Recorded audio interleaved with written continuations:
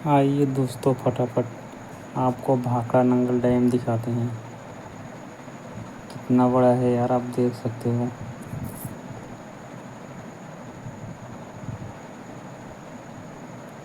पास से दिखने में कैसा लगता है और दूर से दिखने में कैसा लगता है, सब दिखाऊंगा आपको।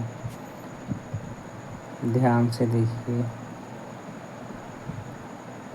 आज टिकट नहीं मिला यार, अंदर नहीं जा पाए, बाहर से ही घूम के दिखा रहे हैं, क्योंकि बिना लोकल वाले लोगों के सपोर्ट को अंदर जाने नहीं देते।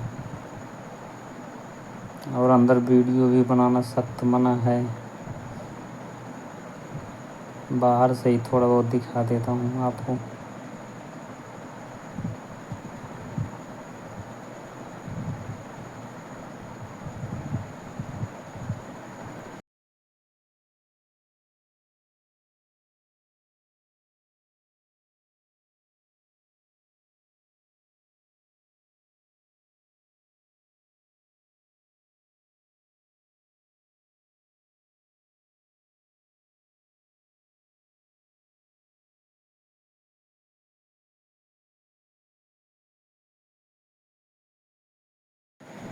हमारे चैनल पे अगर आप नए जुड़े हैं तो वीडियो को लाइक और सब्सक्राइब कर दीजिए।